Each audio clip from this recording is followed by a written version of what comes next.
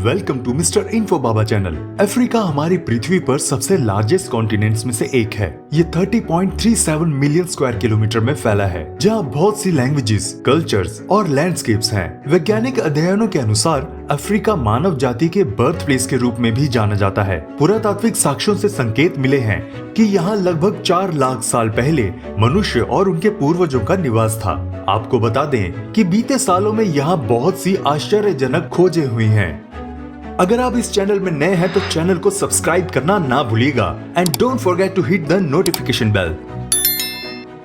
Cave of swimmers एक बहुत ही रहस्यमयी आर्कियोलॉजिकल साइट है। इसे 1933 में डिस्कवर किया गया था। ये साइट वेस्टर्न सहारा में लोकेटेड है, जो कि इजिप्ट के वेस्ट में है। ये जगह रॉक आर्ट के नाम से भी फेमस है, खासकर स्विमर्स की आकृतियाँ। इस गुफा के दीवारों पर बहुत से इंसानों और जानवरों की आकृतियाँ बनी हुई हैं। इन दीवारों में कुछ स्विमर्स की आकृतियाँ भी हैं, जो पेट के बल लेटे हैं और जिनके हाथ और पैर स्ट्रेच्ड हैं, जिन्हें देखकर लगता है कि जैसे कोई स्विमिंग कर रहा हो। पर यहाँ एक सवाल पैदा होता है कि ये सच में स्विमर्स की आकृतियाँ हैं या इनका कुछ और मतलब है। एक थ्योरी के अनुसार ये आकृतियाँ मृत्यु के बाद का मंजर दिखाती हैं, जैसे कि आत्माएं भगवान के पास जा रही हों। एक धारणा ये भी है कि ये आकृतियाँ राक्षसों की शक्तियाँ बेअसर करने के लिए बनाई गई होंगी। बहरहाल आर्कियोलॉजिस्ट अभी तक ये पता नहीं लगा पाए हैं कि इन आकृतियों का आखिर सही मतलब क्या है।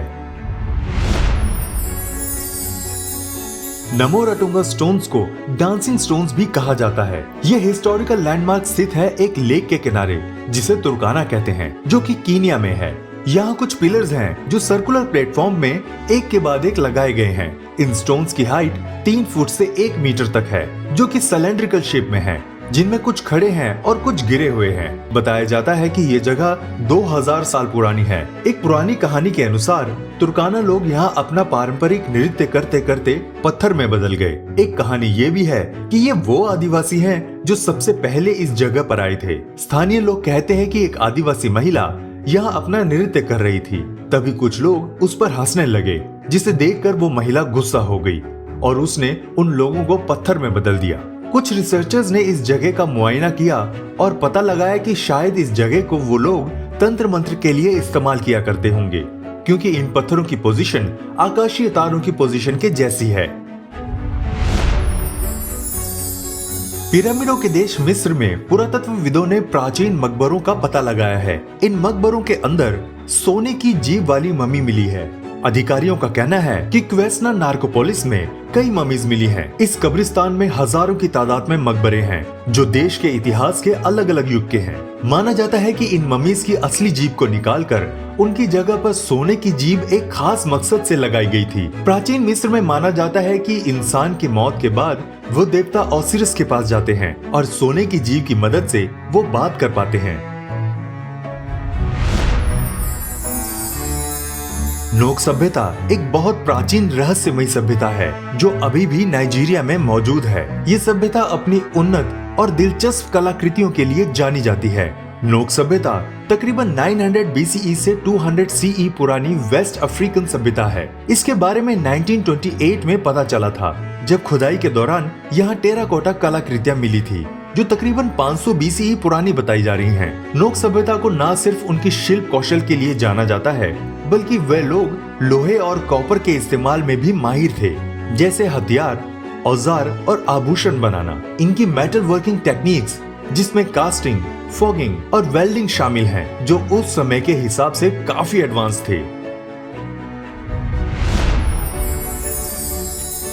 क्लेरकस ड्रॉप स्फीयर एक छोटा सा पत्थर है जो ऑस्ट्रियो और साउथ अफ्रीका में पाया गया है। इसमें एक मिनरल है जिसे पायरोफोलाइट कहते हैं। ये मिनरल पृथ्वी के क्रस्ट में हीट और प्रेशर से बनी चट्टानों में होता है। ये छोटी सी गेंद के आकार का होता है, जो न केवल अजीब दिखता है बल्कि काफी मिस्टीरियस भी है। इसका डायमीटर 0.2 से 4 इंच तक हो सकता है और ये अलग अलग शेप्स में देखे जा सकते हैं। इनमें हेमिटाइट जैसे मिनरल्स होते हैं, जबकि एस्ट्रोनाइट और फाइनाइट थोड़ी मात्रा में कई और मिनरल्स के साथ मिक्स्ड होते हैं। भूविज्ञानिकों का मानना है कि इनका निर्माण लगभग 3 अरब वर्ष पहले ज्वालामुखी सेडिमेंट्स और ऐश में हुआ था।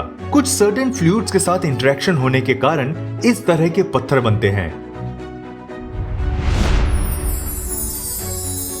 ये चर्च तकरीबन 800 साल पुराना है। दुनिया भर के लोगों के बीच ये चर्च आकर्षण का केंद्र है। इन्हें देखने के लिए हर जगह से लोग बड़ी संख्या में यहाँ आते हैं। इन चर्चों को लालीबेला के चर्च के नाम से जाना जाता है, जो इथोपिया के लालीबेला शहर में है। यहाँ कुल 11 ऐसे चर्च हैं, जिन्हें चट्टानों को काटकर बड़ी खूबसूरती से बनाया गया है। कहते हैं कि लाल और नारंगी रंग की ये चट्टानें ज्वालामुखी फटने के बाद उसके लावा से बनी हैं। माना जाता है कि इन चर्चों का निर्माण 12वीं और 13वीं सदी के बीच कराया गया है और इन्हें बनवाया है लालीबेला नाम के राजा ने, जो जागवे राजवंश से संबंध रखते थे। उन्हीं के नाम पर शहर का भी नाम लालीबेला पड़ा और चर्चों को भी लालीबेला के चर्च के नाम से जाना जाता है। कहते हैं कि राजा लालीबेला चर्चों को बनवाकर इस जगह को अफ्रीका का यरूशलेम बनाना चाहते थे। आपको बता दें कि यरूशलेम ईसाई धर्म का एक पवित्र तीर्थ स्थल है। इस शहर को ईसा मसीह की कर्म भूमि भी कहा जाता है। यहाँ 150 से ज्यादा चर्च हैं। एक अनुमान के मुताबिक चट्टानों को काटकर इन चर्चों को बनाने में करीब 20 साल लगे थे। इन्हें हथौड़े और छेनी जैसे मामूली औजारों से बनाया गया है। यहाँ की सबसे खास बात यह है कि एक चर्च को दूसरे चर्च से जोड़ने के लिए चट्टानों को काटकर सुरंग भी बनाई गई है। साल 1978 में इन चर्चों को यूनेस्को ने विश्व धरोहर की सूची में शामिल किया था।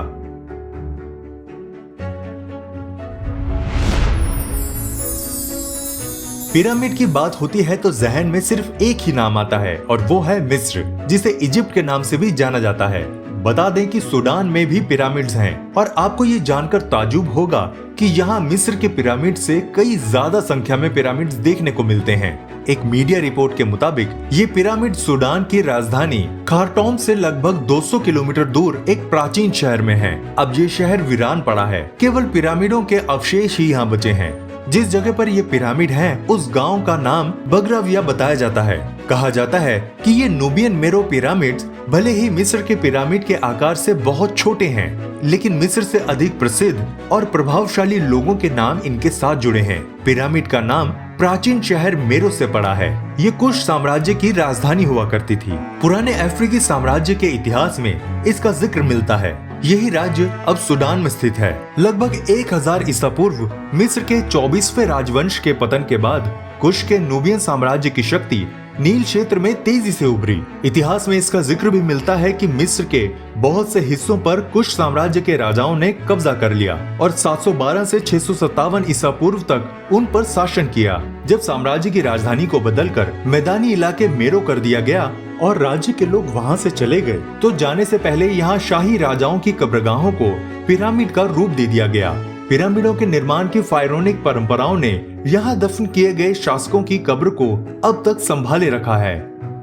अगर आप भी कभी अफ्रीका गए हैं तो हमें कमेंट बॉक्स में जरूर बताइएगा और अगर आपको हमारी ये वीडियो पसंद आई तो लाइक भी कर दीजिएगा। हम आपके लिए इसी तरह की इंटरेस्टिंग वीडियोस बनाते रहेंगे। मिलते हैं आपसे अगली वीडियो में, तब तक अपना बहुत ख्याल रखिएगा।